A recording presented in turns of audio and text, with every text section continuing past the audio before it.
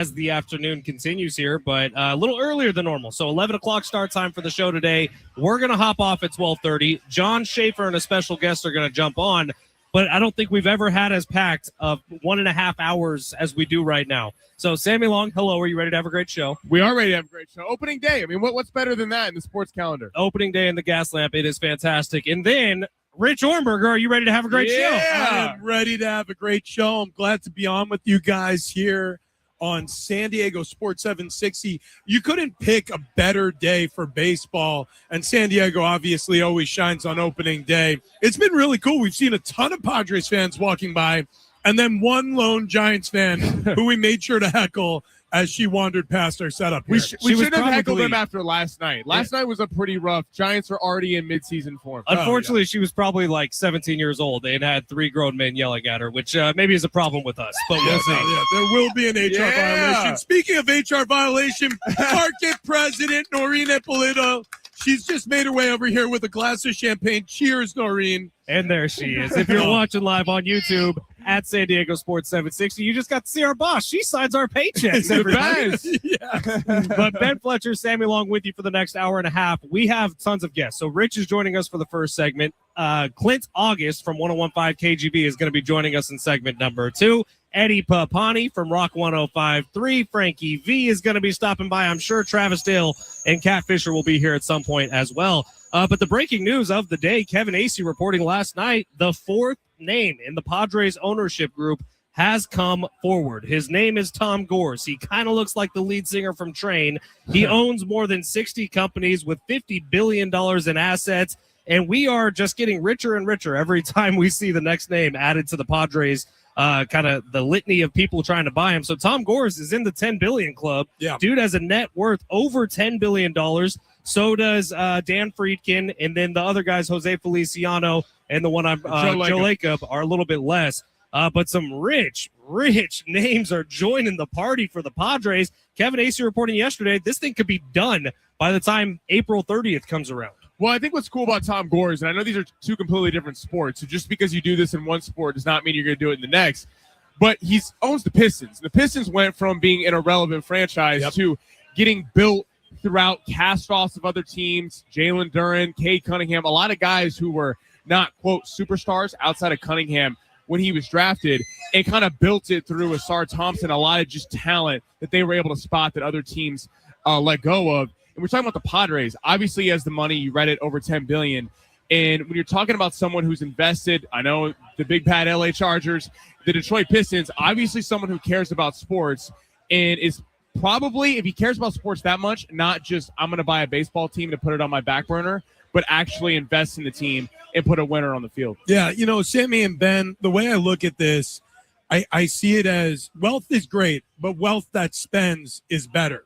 What made Peter Seidler so impactful in this city and with the San Diego Padres was the fact that he was willing to unbutton the pocketbook and lay down some serious cash. With that signing of Manny Machado, February, all those years ago, I remember thinking, oh, my God, the bank's open. And then Fernando Tatis Jr. gets extended after making his debut on the team. And then they get Xander Bogaerts. Hosmer was signed in the midst of all that. Remember, you and I were on air, Rich, when Juan Soto got signed. We stayed on air for an extra hour and a half just in case it happened. And it happened. You broke a microphone. It was crazy. I did. And some of those signings panned out. Obviously, some of them don't. When you take big swings, obviously you're going to have hits and misses. But the fact of the matter is, when you look at Fangraphs projections and you think about some of the moves that Peter Seidler was responsible for, Bogaerts is expected and due, frankly, to have a big season. Fernando Tatis Jr. expect to have a big season. Machado expect to have a big season. Cronenworth, Jackson Merrill, all players who came in during the Peter Seidler era, whether up through the system or were signed during his time as owner. All of them are expected to have a big year. So you need an owner, no doubt. You need a rich owner. That helps. But a rich owner who spends, that's what you really need in baseball. It's funny, Rich. We had Kevin Acee, our very best friend in the whole wide world, on the show on Tuesday. And we were talking to him about like the possibilities of the next owner coming in and what their first order of business is going to be. And you look at this Padres team, lineup can compete for a World Series. Oh, yeah. Bullpen can compete for a World Series. Starting rotation, mighty thin. And honestly, less of a question mark, more of a disaster at this point for the starting rotation. So the new owner, if I'm the San Diego Padres and I'm the fan base, whoever ends up buying this team, Dan Friedkin, Tom Gores, Jose Feliciano, Joe Lacob, I am screaming the second they buy the team, add someone soon. At the trade deadline, before the trade deadline, make something happen to prove the loyalty to the San Diego Padres and the fan base, to add a big name to this starting rotation because, hey, the guy starting for the Tigers tonight, Tarek Skubal, if the Tigers don't have the season they think they're going to have, he will be available. He's going to be a free agent at the start of next season. And even tomorrow night, Framber Valdez was the top available free agent pitcher, and the Padres were never really expected to be in on him, considering they're selling the team. They're already spending a lot of money, money tied up in contracts and Machado and Bogarts and players like that. But you saw them obviously tell us through free agency that they think starting pitching is a problem. Because they signed a Marker Buehler, Germán Marquez, Griffin Canning, all cast-offs from other teams that they're hoping kind of have a resurgence. But with an owner like that, you could just go sign Framber Valdez. I know they made a run at Merrill Kelly, and he ended up going back to the Diamondbacks. But, the starting rotation would feel much more comfortable if you had someone you could throw out there every 5 days that was a legit starter versus trying to hope that Walker Buehler still has something left in the tank or Marquez can find something he didn't have with the Rockies. But obviously we'll see. We're getting our first look at him today. Opening day in the Gaslamp. Ben Fletcher, Sammy Long with you till 12:30 today. Different start time. John Schaefer will take over then with a surprise special guest. We have Rich Ornberg joining us right now. Tons of the iHeart family going to be joining us over the next hour and a half. Can't wait to talk to all of them. But it is time for the big three. So Brent, if you will, back there in studio, please go ahead and smash it. Your lunch break is here. Ready to go back to the office and knock the socks off your friends? Coworkers? It's time for the top stories of the day. The Big Three. YouTube at San Diego Sports 760, X at Fletch and Sammy. We got our buddy Sir Will 619 on YouTube saying Tom Gores might bring the Chargers back to San Diego. To God's ears. Well, he owns 24% of the Chargers, I think. He bought that in 2022. So, look, it might be, what do they call it, a far-fetched dream. But, Sir Will, I like the thought process, man. That'd be pretty cool. Sammy, where are we going? All right, so we're going to head to the NFL. We might not have a better guest to have this question to ask this question to. Mr. Rich Hornberg. Oh, nice. So we're going to talk about Cam Scatterboot denying CTE? Oh, man. That's for another day. Tom Brady said today on CNBC, of all places, he researched about a potential NFL comeback, and he said, quote, the league wasn't that into it at his age of, 45, 46 years old now. He looked good playing flag football, man. Well, yeah. Well, what is your reaction to Tom Brady still trying to keep coming back and playing despite his long career? I do think that editing makes a great movie. I don't know if you could have a much better movie than the life of Tom Brady. 6th-round draft pick out of Michigan, an afterthought, an axe to grind. Told Bob Kraft, the owner of the Patriots back in 2000 or 99, you just made the best decision of your life, and then proved it. Won them 6 Super Bowls before leaving in free agency, and then in his first year with his new team, the Tampa Bay Buccaneers, during a pandemic no less, wins another Super Bowl. Tom Brady's story, it's pretty tidy. I'm worried that if he comes back, what will happen to his career is what's happened to careers like Aaron Rodgers and Brett Favre and some of the guys who stay too long at the party, where you go, he's looking old. So I think he's better retired. Maybe he's just trying to keep his name in the headline. What else does he need? The dude owns part of an NFL team. He's in the Fox broadcasting booth. He's playing flag football now. I get it that the allure is back there and you want to get back into the NFL. You want to prove you're still, and he probably is still better than 30 of the starting quarterbacks in the NFL.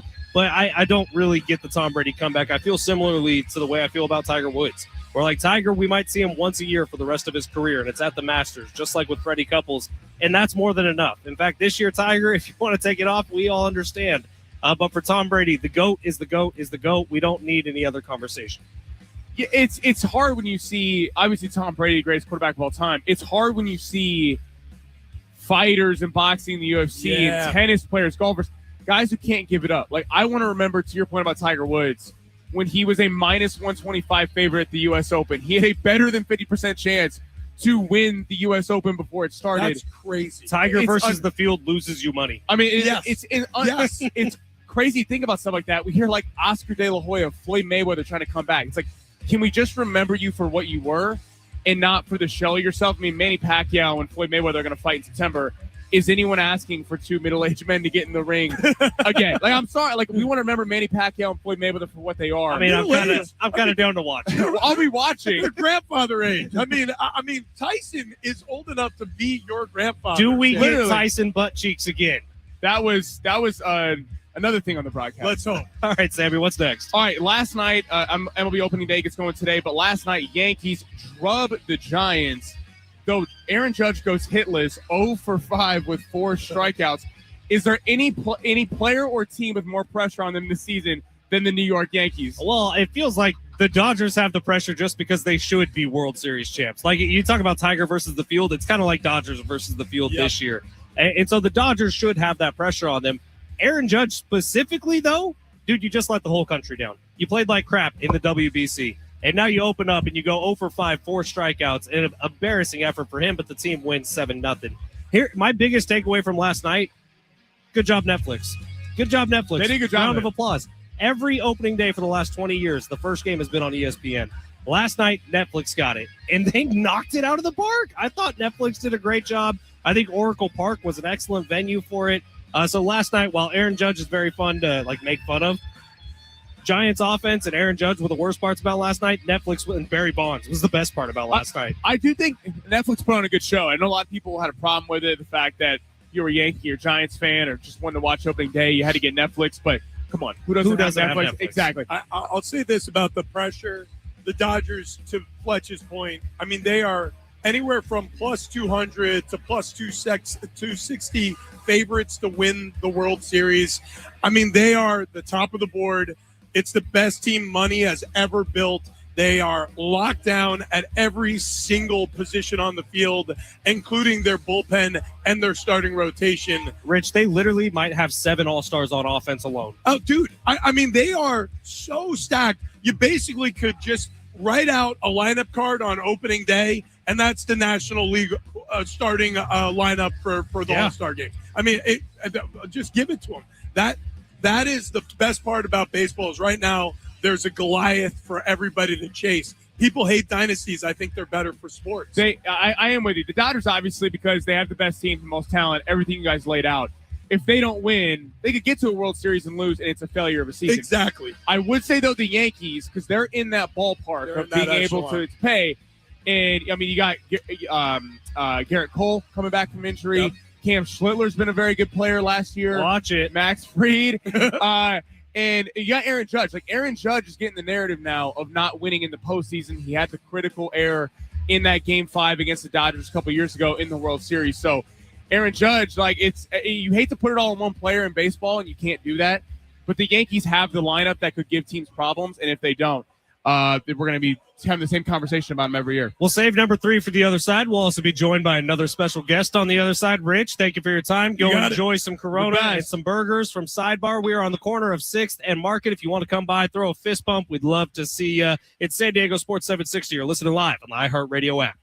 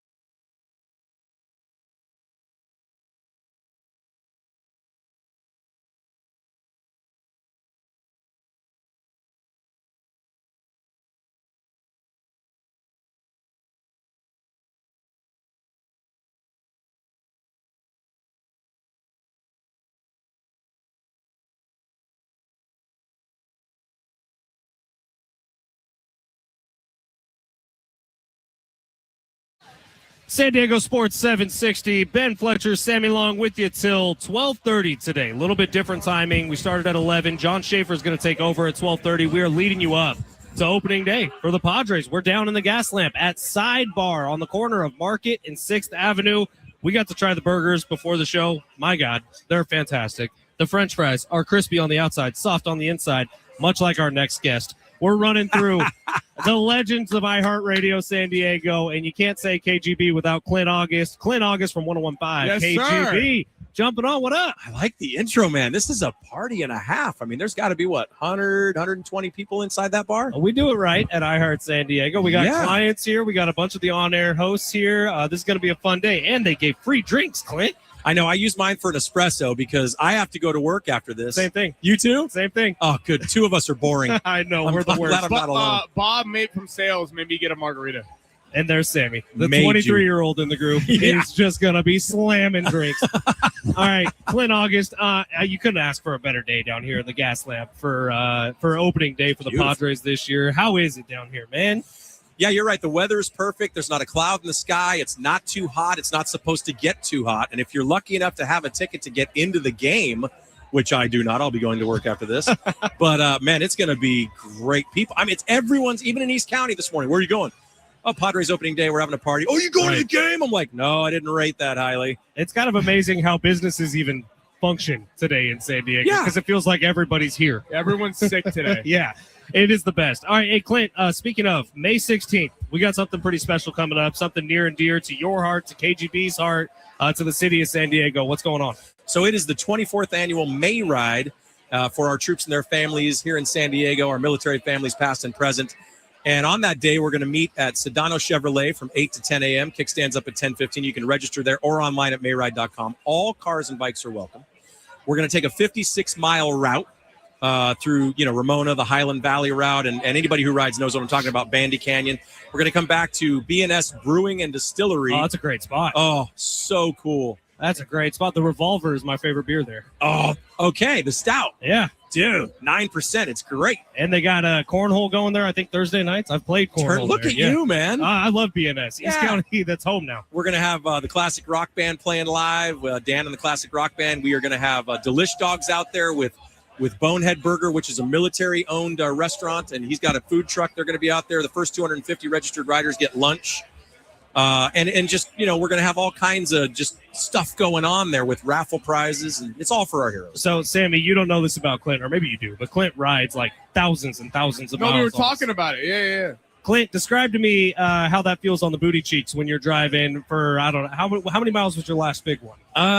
So we just did Tucson about a month ago. We did 1,368 miles in about 4 days, and the first day was 615. When you do a day like that, and trust me, guys, I have friends who ride 1,000 miles in a day, no problem. It is more the lower back, and let's just say that it's a little swampy down below. It's no matter how clean you are, no matter what, you're getting off there going, yeah, shower time. But you love it though, man. It's unless you do it when you're on those roads that you're unfamiliar with for hundreds of miles, it's just a different world. I've never been on a motorcycle. You haven't? I haven't. Okay, so I'm going to say this. I've been on dirt bikes. Okay, so dirt bikes. Never a Harley or anything. So you've done something similar. I would just say the only difference is you're not hanging on for dear life, going through the sand and over jumps if that's Right. what you did, and all the rocks. You can. I have an adventure bike that can do that, can do both. The road is just what you're looking for is that peace. It's this peaceful ride as long as you're paying attention. See, Clint, when you take these days off and you go on these trips, I'm just picturing you have a friend group with like Tim Allen and it's Wild Hogs. That's pretty much what it is. Isn't that fun? Yeah. Jumping into every lake you see completely naked with your buddies? Oh, yeah. Okay, good. And by the way, we think we know what we look like on the bikes, but it is not what we look like on the bikes. All right, we got opening day coming up, 1:10 first pitch. Nick Pivetta on the mound for the Pods, and we do have our first lineup of the season. We'll get to that in just a little bit. But Clint August, when you're at the ballpark, when you're taking in a baseball game, what is the food that you're looking for inside Petco Park or any ballpark? Honestly, man, I don't know why. I know everybody says hamburgers and hot dogs. I want a good barbecue sandwich. There you go. That's they what got I the want. Cardiff Crack tri-tip sandwich. That's why I say Petco. that. Yeah, absolutely. Fatty knows what to eat. Where does opening day stack for you on any sporting event on the calendar? I mean, honestly, I would say it's probably maybe third in line. I'd say first is probably the big game in football. The Super Bowl. Super Bowl. And then I would say probably the World Series in baseball. I would say right behind that, that's it right there. It's number 3. It's America's pastime, baby. Baseball, Wouldn't you say? apple pie. I'm with you. Opening day, there's nothing like it. It's just every team's so excited for it. You know, you got something to watch every night for the next 5-6 months. And everyone's undefeated. Everyone's undefeated. Except for the Giants, who lost last night. Right. But here's my problem with baseball, and they did it this year, and I don't know why. Usually the season will start a couple days from now, and usually it falls in between the Sweet 16, the Elite 8, and the Final Four is the start, the opening day. This year, opening day for every team in baseball not named the Giants and the Yankees, and then at 4 o'clock, it's March Madness time. It's Sweet 16. Like, if you're a sports fan in the country, you're watching the Sweet 16 tonight. I do feel like baseball might take a back seat, at least for me. It's like I'll watch the Padres, and then I'm watching college hoops. You'll do both, though. Oh, I'm going to have it all on. This is why you got to have computers, you got to have phones, you got to have multiple TV setups. If there's going to be got it all on. 4 basketball games tonight. I don't know. It's going to be a challenge. Clint August, thank you so much. The date on Mayride one more time? May 16th. That's a Saturday, and mayride.com for our troops and their families. It's all about the military, and whether you ride or not, please come. And guys, by the way, thank you for having me on. Of course. Dude, thank you for Bonehead stopping by. Burgers, by the way, unreal. Oh, wait, I missed that. Bonehead Burgers. Oh, dude, so good. Unreal. They started with a food truck. Now they got a couple locations, don't they? They do. One in Old Town. I actually took the ride club down there one day, and about 35 of us, and everybody loved it. Yeah, I love that place. Yeah. All right, it's San Diego Sports 760. Clint August in the book. Rich Ornberger in the book. Coming up next, ladies, avert your ears. Eddie Papani is going to be joining the More show. Niner fans? Are you kidding me? Watch out. Eddie God. Papani's coming up next at San Diego Sports 760 live on the iHeartRadio app.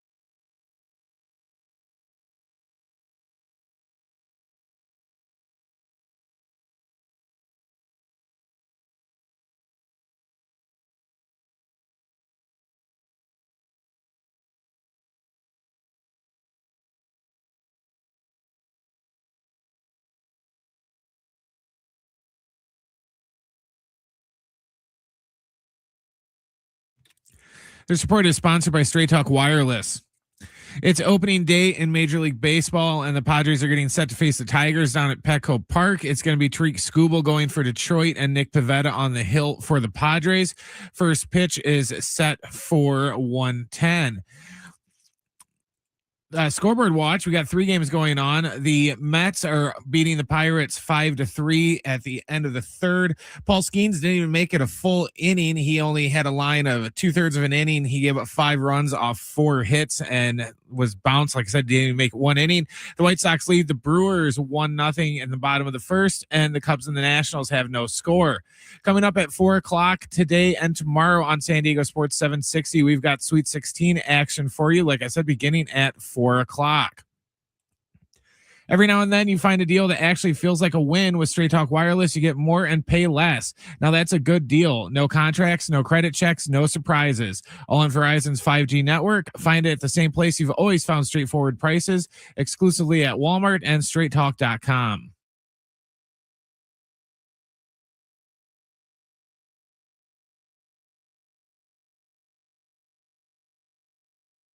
And San Diego Sports 760, Ben Fletcher, Sammy Long with you till 12:30. John Schaefer is going to be taking over then. Tonight, March 26th, 8/7 Central on Fox and Fox 5 here in San Diego. It's the iHeartRadio Music Awards, airing live from the Dolby Theater in Los Angeles, hosted by Luda. Ludacris will be performing as well, so is Alex Warren, Lady Wilson, Salt and Peppa, In Vogue, and more.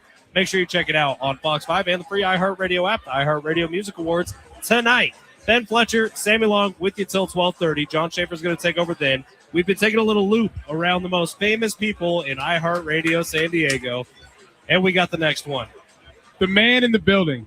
Eddie Papani. What's up, boys? Of the show on Rock 105.3. Hi, Eddie. How's it going, my friend? I got to get out of here. I'm sure I'm presenting tonight at the Radio Music Awards. So that's what I heard. Yeah. I'm assuming me and Luda. You and Luda bringing Luda out? Oh, yeah. You know, this is the type of guy Eddie Papani is.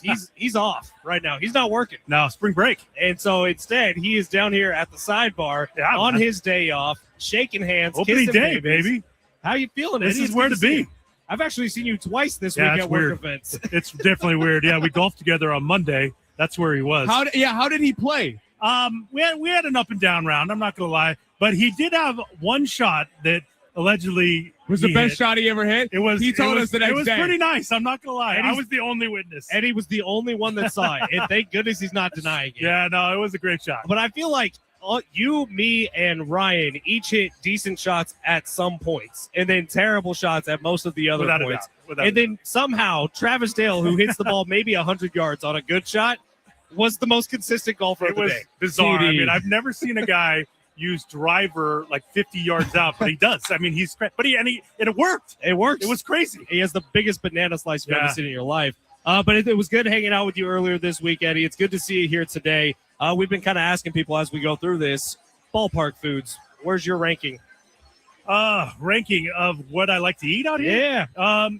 We have such a wide selection at Petco, which is so good. So, I mean, if I'm in the mood for Mexican, I can have it. If I'm in the mood for barbecue, I could have it. Burgers, whatever. Sushi. I mean, it is wild to think about. For me, I don't like to have like a giant plate in front of me because there's so much going on, and I feel like I didn't even. That's a real fan right there. Maybe they'll call me in. I don't know what's going on. So like I don't have like giant amounts of food in front of me, but so I'll go nachos, I'll go a dog, I'll go just finger easy foods to crush. I mean, I'm gonna have a lot of it, but I'm also but I also don't want now they have these giant platters of stuff, and Sure. It's too much. How you feeling about the team? I know you're a big Padres fan. How you feeling about the team ahead of opening day this year? I can see it going either way. I mean, I could see us being in massive contention, or I could see us, unfortunately falling out of it. We just got to hold water or hold serve, if you will, until we can get a Musgrove or a Griffin Canning back and bolster that pitching lineup. That's the only thing I'm really concerned about is starting pitching. I think we got enough offense. I think our bullpen is obviously lights out. I'm just worried about starting pitching. So Nick Pivetta is going to be on the mound today. We do have our first official lineup of the season. Oh, Are nice. you ready for some Break it unveiling? down. Yeah, man. Fernando Tatis Jr. leading off. Really? Love to see it. I don't Okay. know why Mike Schultz was hesitant at times to do it, but I'm glad Tatis is at the top. Okay. Not stoked about number 2, which is Xander Bogaerts. I'm Now, surprised what's the problem? Merrill's not there. Yeah, the same here. So it's Tatis, Xander Bogaerts, Manny Machado batting 3rd, Jackson Merrill cleanup, Miguel Andujar, one of the newest Padres, number 5, Gavin Sheets 6, Ramon Laureano, who's Sammy's biggest pop player this year, at 7, Freddie Fermin catching, batting 8th, Jake Cronenworth batting 9th. Wow. Now, Andujar is the DH for game number 1. Remember, we saw that article from Kevin saying Manny is going to be doing a lot of DH in this year, which I think is smart. But I'll tell you, those 9, that lineup, good enough to compete for a World Series. I think so, too. I mean, 1 through 9, that has never been the Padres' problem. They were 28th in home runs hit last year, but it didn't make a lot of sense because, Xander hopefully can become a power hitter again. Manny, we know, is a power hitter. Tatis, Merrill being healthy. Those numbers are just going to be better. Eddie, I totally agree with you. It feels like the bullpen is stacked. I know Robert Suarez isn't there anymore, but Miller and I think David Morgan, some guys are ready to kind of step up in the wings there. It comes down to the starting pitching staff, and we're not going to see that tonight because Pivetta we feel good about, and Michael King, guys like that. But next week's where it really starts. Can Walker Buehler hold this thing down? Can Herman Marquez hold this thing down? Where it doesn't put so much pressure on the top 3 games, the top 3 pitchers, to win every start they're playing in. Those are veteran guys. Can they eat up some innings? You definitely hope so, or at least get us through 5. Yeah, get us through 5 and hand it over to the pen. I think you'll be 100%. All right. Any thought of no Castellanos in the lineup? I'm a little surprised. That was the first thing I noticed. I wonder some sort of lefty-righty matchup. It's got to be. They feel better about Andujar in game 1.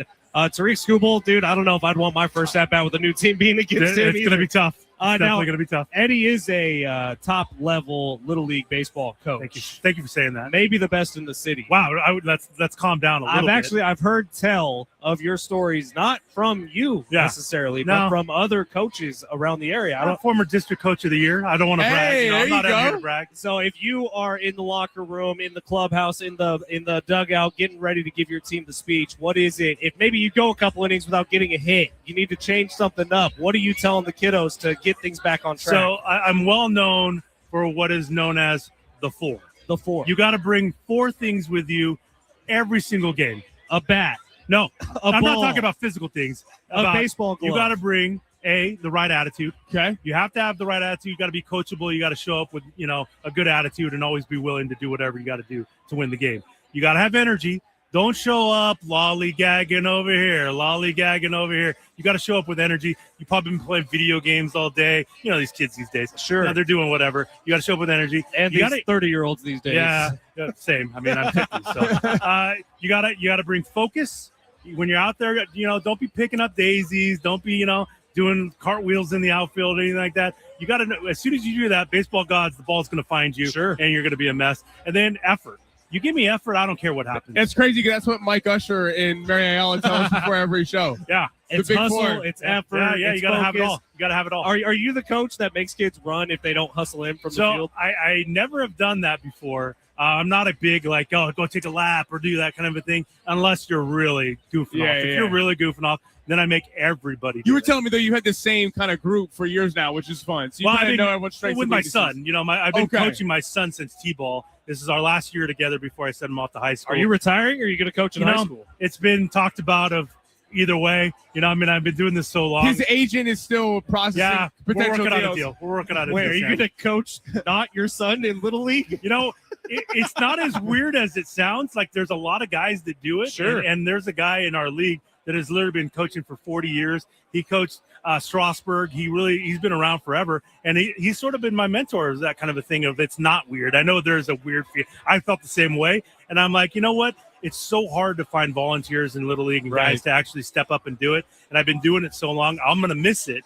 And so I might take a year off and see how I feel, but we'll see. Now, Eddie, I'm assuming, and this might just be a bad assumption, that you probably know some of the guys from Slightly Stupid, Ocean Beach Band, been around San Diego forever. My girl Emily, who's on the show, they're literally best friends with those guys. known them for years. I know of them. I'm not close with them, but yes. So we got a pair of tickets to go see Slightly Stupid Ooh. on June 13th down here in the Right here, Gaslamp man. at Gallagher Square. Tickets and info can be found at Ticketmaster.com. But Eddie Papani, what number caller would you like to give these tickets away to? Well, on our show, we always do caller 15. Okay. I like that. So we'll do caller 7 here. Caller number 7.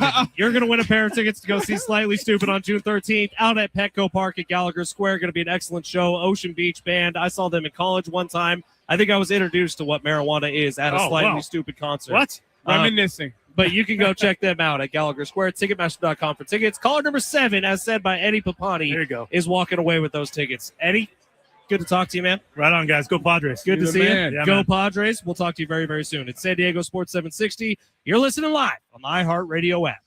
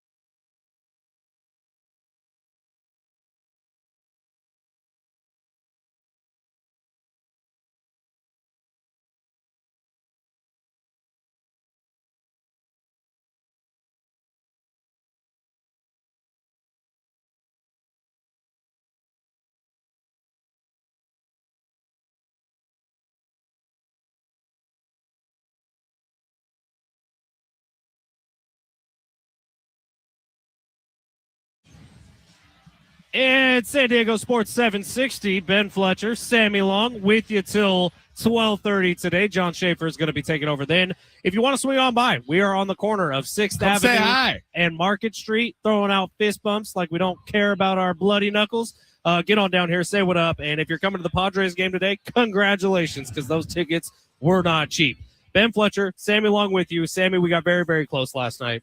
Again, what is with these 3-for-4s? We're on a streak of almost winning long shots. Last night didn't come true. It was because of tennis, wasn't it? Yeah, Tommy Paul sold. I guess the Giants sold too, but NBA picks came through. The Celtics won on their home floor, and the Timberwolves had a 15. They were down 13 in double overtime and came back and won. So your home dogs worked last night. my NBA picks worked. My baseball, my tennis were not on par last night. I'm saying we should do more home dogs as long shots home continues to evolve. Yeah, that's what you get for betting on tennis. Brent That's Sperry. Brent Sperry. Brent, you're not locked in the ATP Miami Open? No.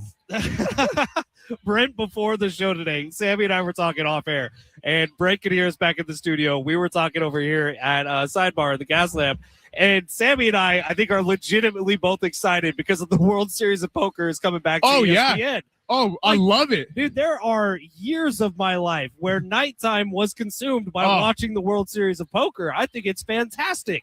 And Brent said poker and golf are the two most boring things you could possibly watch. And those are two of my favorite things to watch on a regular basis. So I think Brent thinks I'm boring. Dude, but poker's the perfect way to wind down a night. Excellent. I think so, too. If you're out at the bars drinking with your buddies, you come home and you watch a little poker. It's a great way to tie a night. At least golf is a sport, though. Poker takes some extreme mental Skill. Athleticism. Yes. I would say. It's skill when I'm taking money from people in Vegas, so we're going to call it a sport. And poker is also something you could do until you're 105 years old. Exactly. All right, coming up tonight on San Diego Sports 760, we got March Madness continuing. The Sweet 16 is here. It gets started with Texas and Purdue, an 11 seed, the lowest remaining seed in the tournament. The Texas Longhorns taking on the Purdue Boilermakers. You'll hear all the Sweet 16 action tonight right here on San Diego Sports 760. And I would imagine some of the Sweet 16 action is about to make an appearance in long shots. So, Brent, if you will, let's smash. You looking for some luck?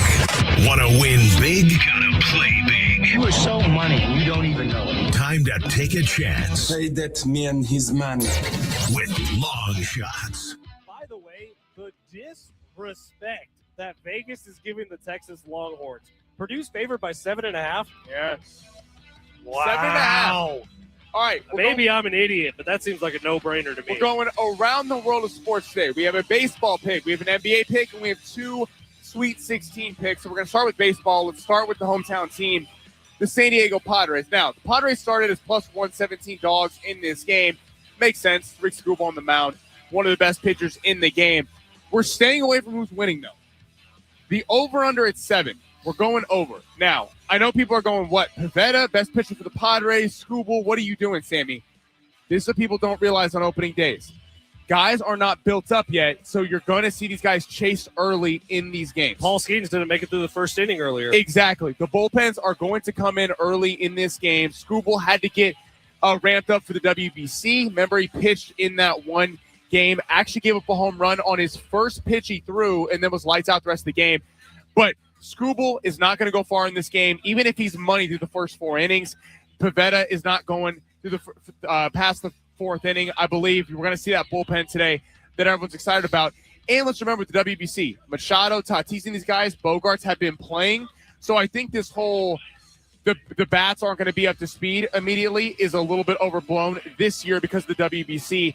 Give me Padres Tigers, the over in the game, over 7. Usually these numbers set 8.5.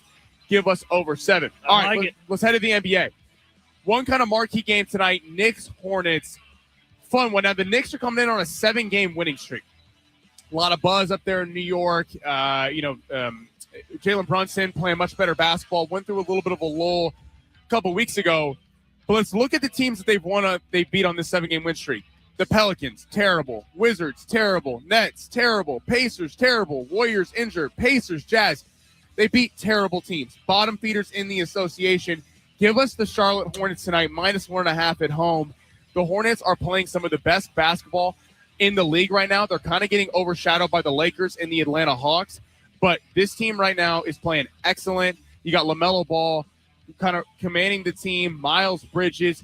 The acquisition of Kobe White at the trade deadline from the Chicago Bulls gives them another elite scorer off the bench. That was the problem with this team the first half of the season.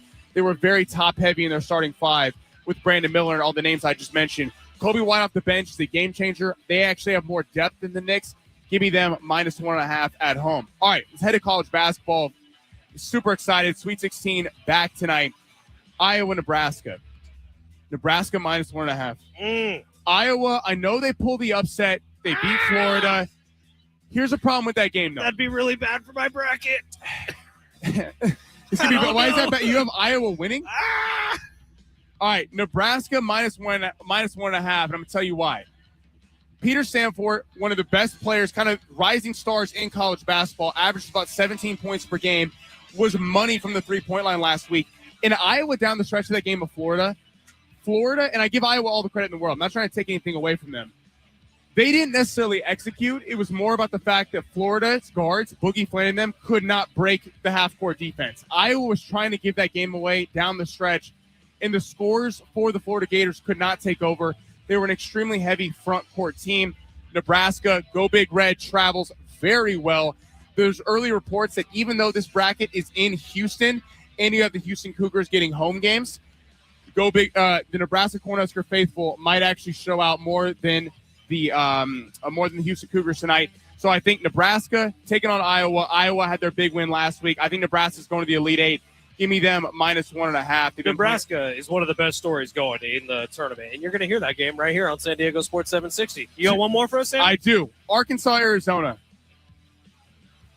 Give us Arkansas +8.5. Whoa. Now, I think Arizona wins the game. Okay, this is, I think, the most complete team in college basketball. They have at least 3 NBA draft picks, Koa Pete, Brandon Burries. They have so much talent on this Arizona team. But Darius Acuff's a bad man, and he's stocked with Darren Peterson going out from Kansas. Reports Cameron Boozer might be falling in the draft a little bit with his performance so far in the tournament. Darius Acuff might become a top 2 pick in the NBA draft.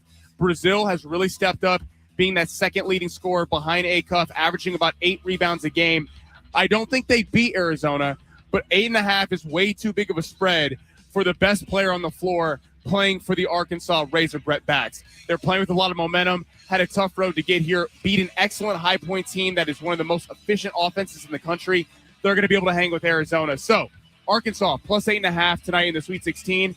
Got Nebraska -1.5.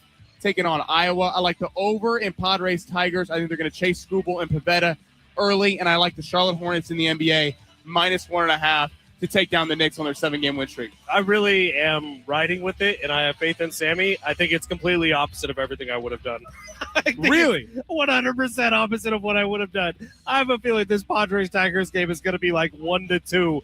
I have a feeling that Arizona is going to blow the doors off tonight. I am riding, though. I have faith in Sammy. You always have to ride with Darius Acuff. I'm riding with Sammy. I don't know if I care about Acuff as much as I care about Sammy Long, and I have faith in Sammy. Hey, Padres opening day lineup is in. If you want the opening day lineup card, here we go. We'll react to it as we go. Fernando Tatis Jr. leading off. I think he needs to be in there 150 times this season. If Fernando Tatis Jr. is in the lineup, I want him leading off throughout the year. Xander Bogaerts batting second, maybe a bounce-back year for Xander. Manny Machado hitting third. Jackson Merrill batting cleanup. Miguel Andujar getting his first start as a Padre. He's in the DH slot. Gavin Sheets freaking the sheets. Ramon Laureano, Freddie Fermin, who they're going to need huge things out of this year. And Jake Cronenworth rounds it out. Nick Pavetta is going to be on the mound. I'm telling you, this Padres roster, with Nick Pavetta pitching, if he can replicate what he did a year ago, with this 9 in the batting lineup, there's no reason it shouldn't be a playoff team. There's no reason they shouldn't cover 83.5 wins. The only thing that kind of makes you nervous is what happens after your first 3 pitchers go, because we have no idea what Walker Buehler's going to be. We have an idea of what Herman Marquez is going to be, and it shouldn't make anybody comfortable. But, Sammy, as it stands right now, this Padres 9-man lineup plus their pitcher, you feel good about against anybody in baseball. I do, and I think that, again, we were talking about earlier with Eddie Papani, it's all about the starting rotation, because we know the bullpen, although it is risky in years past to rely on bullpens because they are very volatile, from year to year, but I think this bullpen's going to be unbelievable still. Mason Miller, again, I think David Morgan's going to be a breakout star for this team. Adrian Morejon, they have enough depth there. And the bats just kind of have to be better. And we talked about, like, the lineup. I think we focused the last couple of years a lot on the 7, 8, 9 and kind of maybe gave a little too much criticism to the back end of this team. Sure. This is a big year for Manny Machado and Fernando Tatis. And it sounds obvious to say, but, I mean, they're coming off heavy criticism in the offseason, 2 for 22 in the postseason. They play well in the WBC, not against the USA. I mean, this is a time where Tatis, if we remember the first 17 games of last year when they were 14-3, he was in the MVP conversation, and then he fell off a map. Manny Machado was up and down all year, had a good late to end of the season, wasn't good in the playoffs. At the end of the day, we can talk about Ramon Laureano and Freddie Fermin and Jake Cronenworth and all these guys that we want to point to, and they need to get production from. But if Tatis gets back to MVP form and Merrill can stay healthy throughout the season, this is going to be a very scary team. But it really comes down to the stars showing up, the guys on the side of the building with their name on the marquee. I think so, too. By the way, we are right across the street from the brand new Jackson Merrill mural. Downtown Gaslamp looks amazing for Padres season. It is opening day, and we are downtown on the corner of Market and 6th. Come say hi. We're at Sidebar. We'll be here until 12:30 when we jump off the air. I know our show actually hasn't even started yet, Sammy, because we usually start at noon. But then John Schaefer is going to be taking over at 12:30 to take you up to first pitch. Very exciting day here in the Gas Lamp as our buddy Rich McGuire, usually on YouTube today in person, just showed up to say hi. We love seeing you. We love throwing fist bumps. Come on by and say hi. It's San Diego Sports 760. We got 30 minutes left. That's coming up next live on the iHeartRadio app.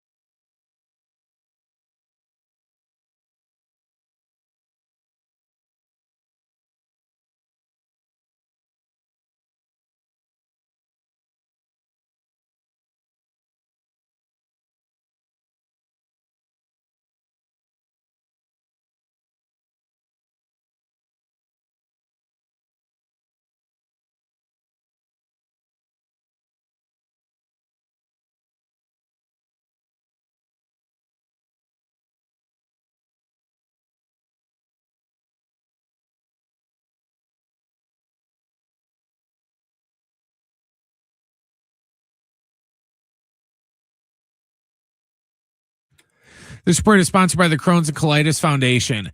It's opening day in Major League Baseball, and the Padres are getting ready to face the Tigers down at Petco Park. It's going to be Tariq Skubal going for Detroit and Nick Pivetta on the hill for the Padres. First pitch is set for 1:10. Other scores from opening day, the Mets are up on the Pirates 6-4. Paul Skeens didn't even make it out of the first inning today, giving up 5 runs. The White Sox and Brewers are tied at 1 apiece in the bottom of the second, and the Nationals are up 1-0 on the Cubs in the bottom of the third. The Crohn's and Colitis Foundation has been at the forefront of inflammatory bowel disease research and care for over 50 years. Learn more at crohnscolitisfoundation.org.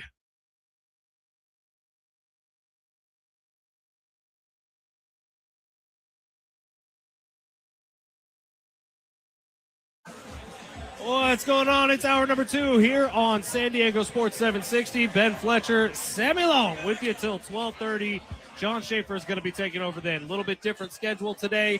As we get going here, we have all the celebs from iHeart San Diego out and about. Lou Penrose is here. We talked to Eddie Papani a little bit earlier. Clint August, the man, the myth, the legend. Rich Ornberger. We saved the best for last, though. He's not going to be last, but second to last. Frankie V, what's going on? Who's last then? Who is last? I believe Travis Dale is going to be making. Yeah, it you up did here. say the best for last. Best. Yeah, best for last. But Frankie V is here now. Frankie V, the new dad. Frankie V, the Padres fan. What's going on, brother? Man, life is different. It's funny because we're here at Sidebar. Such a good time.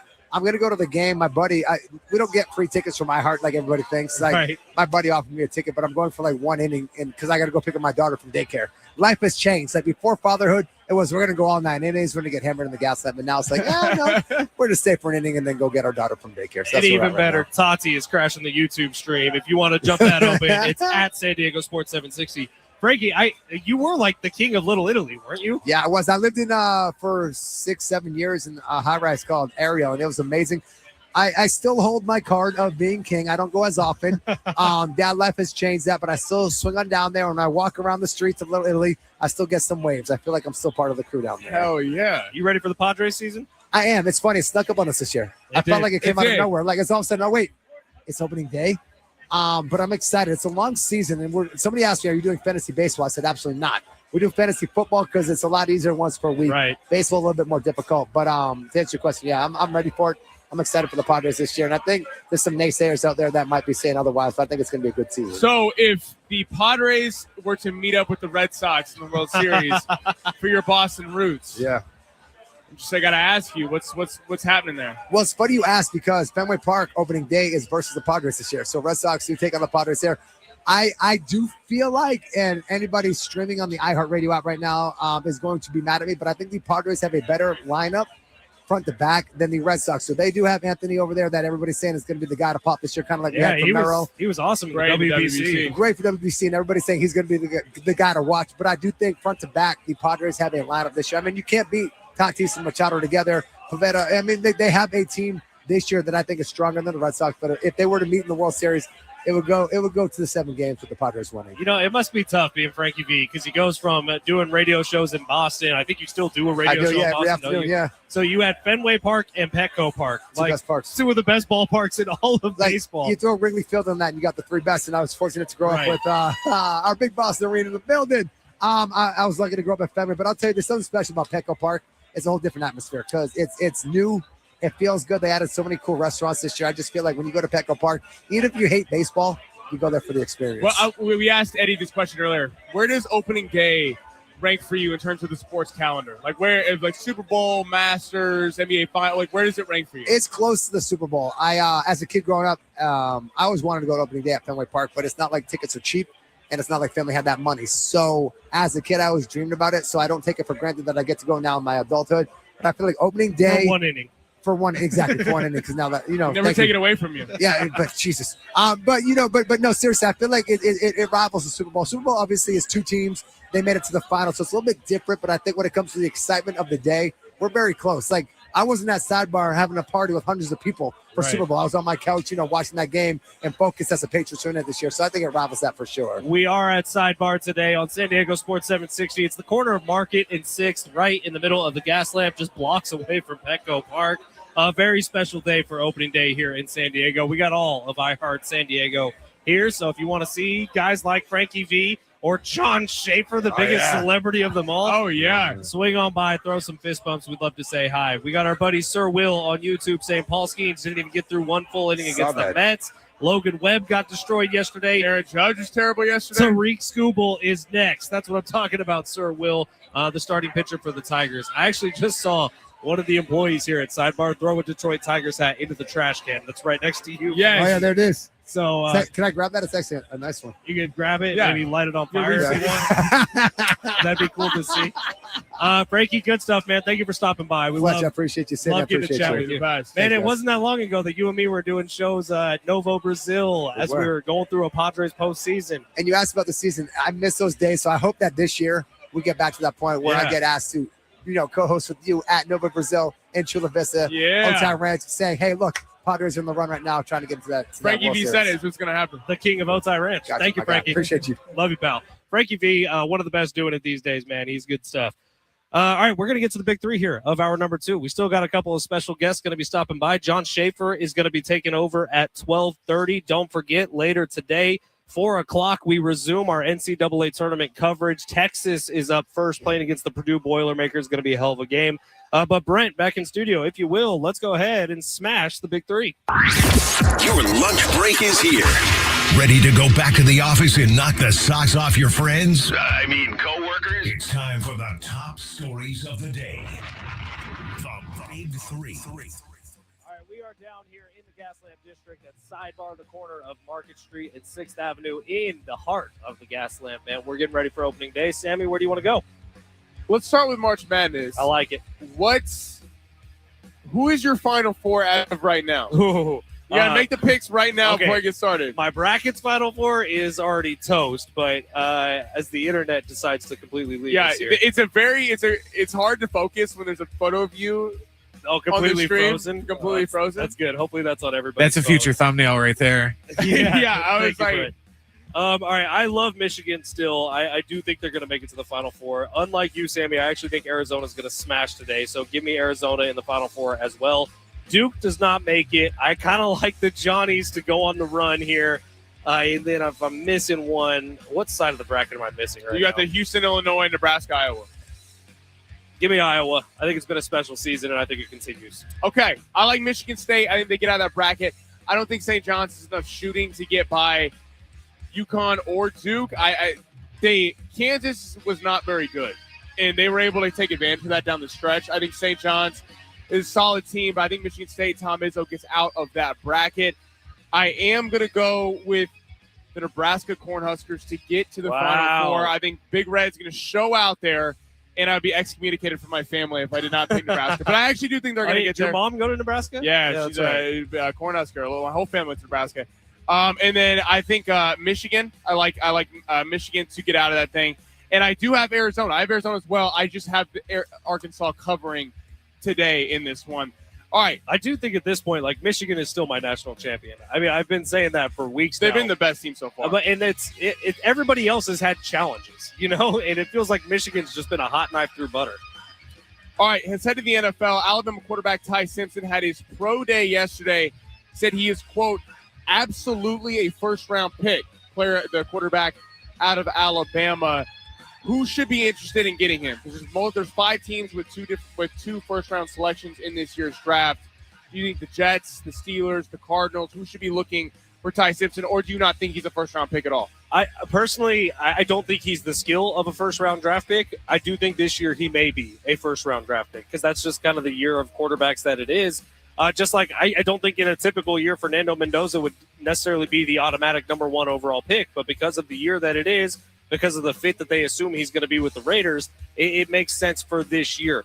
Simpson could be a first-rounder this year. I would be looking at teams who currently have a quarterback in place who are going to need to pivot here in the very near future. So the Jets have Geno Smith. It makes a lot of sense. Geno Smith is not a long-term option. The Steelers have is it still Aaron Rodgers? Maybe. Yeah, not yet. Maybe. Maybe Aaron Rodgers. The Steelers make a lot of sense. He's not someone who's going to come in day one. It would be doing him a disservice to be the starter immediately this year. But if you have someone in place, you could see that the skills are there for him to be maybe a year 2, maybe a year 3 starter. most likely to me, career backup. It's hard with Ty Simpson because you look at him, and at Alabama, he had 3 great receivers: Ryan Williams, Jeremy Bernard. You had a lot of guys, great receivers. Horrible run game. He had no help. One of the worst, certainly in the teams that made the college football playoff, the worst run game, not even close. I mean, Ty Simpson, to everything you said, is going to be a first-round pick, I think, because at the end of the day, you win and you lose by quarterbacks. It is such a quarterback-needy league. But I think what's interesting about this year is even Fernando Mendoza. If Arch Manning was in this draft, he would not be going 1. Right. It's crazy to think about that Mendoza, and there's nothing to slight him, Heisman Trophy winner, won the national championship, deserves a lot of praise. But if Dante Moore and Lenore Sellers and guys like that were out here, there would be a real conversation for the number 1 pick. And maybe Mendoza would still be the right fit for the Raiders, but it shouldn't just be automatic. Well, and it's like if you're the Jets, if you're the Cardinals, if you're the Steelers, if you're the GM, you're tying your job to Ty Simpson. So I think Ty Simpson could be something, but would you rather wait a year in a stacked quarterback class that we're thinking is going to be that because of all the names coming out, and have your pick of the litter versus just kind of taking the second best guy just because he's there? Yeah, I think he'll be a first-round pick, but I'm not sure I would tie my franchise to him. You mind if I hijack number 2? I'm going to hijack number 2. Oh, number 3 here. Tom Gores is the identity of the 4th person. So we've known about 3 names the entire time the Padres have been up for sale. We've known about Dan Friedkin, we've known about Jose Feliciano, and we've known about Joe Lacob, the owner of the Warriors. We knew that there was a 4th person interested. We have not known that name. Now, it turns out he's the owner of the Detroit Pistons. And I'll be honest, when I saw Tom Gores pop up today, that immediately threw a wrench into my power rankings of how I have people listed. Because for weeks, I've been saying Dan Friedkin, and the answer is simple. It's because he has the most money. He's up over $10 billion. Tom Gores has that type of money. He is up there over 10 bill as well. He owns sports teams, plural, owns like 60 businesses, took the Pistons from irrelevant to contender this year. I think Tom Gores would be a great option. I know a lot of people in San Diego are ticked off because he owns part of the Chargers. I couldn't care less. Who cares? Peter Seidler, his family literally owned the Dodgers, and we all think of Peter Seidler as the greatest owner San Diego's ever had. If Tom Gores comes in, commits to owning and competing as an owner, I think Tom Gores would be a great option, man. Not to mention, I don't know if you saw this, Sammy. The dude was a janitor in college. He and his brother built this fortune themselves, Alec Gores and Tom Gores. I think Tom Gores would be an excellent option, man, to be the next owner. So I don't know if he's jumping Dan Friedkin for me, but he's right there. We have this whole nonsense I hear on social media, like, oh, he owns part of the Chargers from LA. Who cares? Who cares? That should not be the goal of, let's block people from Los Angeles.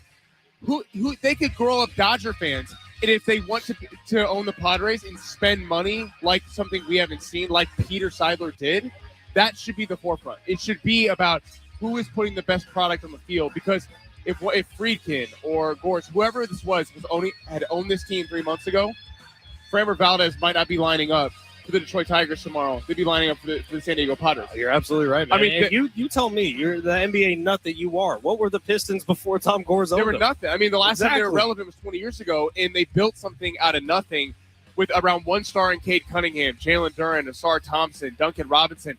A lot of team scraps. Not to mention, he just threw $90 million at the Pistons to build a new workout facility. And you also have, because the worry, and you brought this point up before, is you get a billionaire in here that, even though they have a bunch of money, doesn't necessarily mean they care about the sports team. They just want to own a sports team because they can. When you clearly into the NBA and the Pistons, clearly into the NFL in the Chargers, this is someone who's into sports and has shown that they put a lot of product and a lot of time and energy into those two teams. And I know they're different sports, the NBA, the NFL, and Major League Baseball. But to your point, I mean, if this guy is serious about, he's got a ton of money, serious about building a winner in San Diego, I mean, sign us up. All right, we're going to close this thing out on the other side. Plus, get you ready for first pitch. Padres baseball is back. Let's talk about the little ins and outs of this game. We may have one more special guest joining the show as well. It's San Diego Sports 760. You're listening live on the iHeartRadio app.